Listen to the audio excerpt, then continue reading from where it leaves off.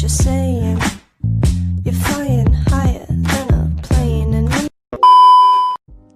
Assalamualaikum warahmatullahi wabarakatuh. Hai teman-teman, perkenalkan nama aku Naila Sasabila dari kelas 9H. Kali ini aku mau menganalisis tentang berilmu dan bekerja keras. Berilmu artinya memiliki kepandaian dan pengetahuan. Yang memiliki ilmu abadi hanyalah Allah, karena Allah mempunyai sifat al-alim, artinya maha mengetahui atau maha berilmu. Ilmu kita hanya diberi oleh Allah.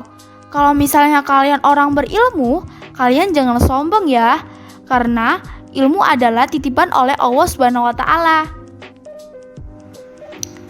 Ilmu itu penting sekali. Misalnya, kalau kita tidak berilmu, kita akan sering dibodohi, kita akan sering diadu domba, kita tidak tahu apa-apa. Beda kalau dengan orang berilmu. Kalau orang berilmu, pandai memikirkan untuk kedepannya. Orang berilmu juga mempunyai tujuan hidup. Tujuan hidupnya sangatlah bagus-bagus. Beda dengan orang yang tidak berilmu. Orang tidak berilmu, pikirannya hanya makan, makan, dan makan. Tidak hanya itu, orang berilmu kalau diiringi dengan bermalas-malasan, maka akan sia-sia juga sih.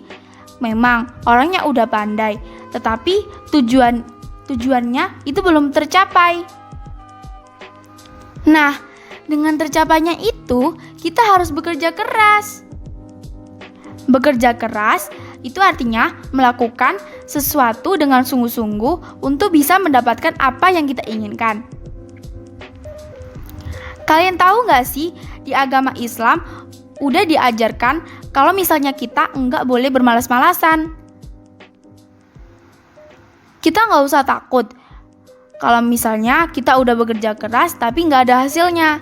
Tenang aja kok, ada hasilnya selama kalian masih tekun, rajin untuk mencoba. Kali ini aku mau sedikit cerita dari Ibnu Hajar si anak batu. Cerita ini sangat memotivasi loh buat temen-temen. Jadi langsung aja ya aku ceritain. Jadi pada suatu hari ada santri yang awalnya dia sangat bodoh. Dia sering ketinggalan materi karena dia belum paham. Pada saat itu si Ibnu Hajar ini mau pulang. Dia izin sama yainya. Setelah itu Pak yainya memperbolehkan. Dalam perjalanan pulang, si Ibnu Hajar ini dilanda hujan yang sangat lebat. Dia berteduh di dalam goa.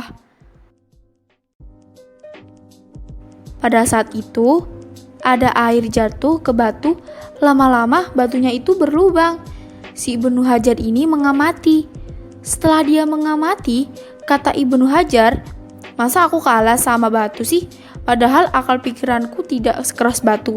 Oh, berarti aku kurang belajar, kurang tekun nih."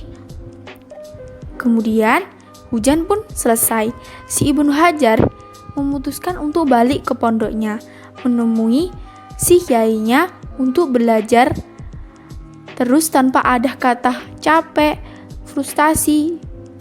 Gak ada kata seperti itu. Dia belajar terus-menerus sampai akhirnya dia menjadi ulama yang besar. Dari cerita tersebut, kalau misalnya kita bekerja keras, insya Allah ilmu itu akan ada di otak kita. Cukup sekian dari analisis dan ceritanya dari saya. Assalamualaikum warahmatullahi wabarakatuh. So guys, that's it. Thank you guys so much for watching.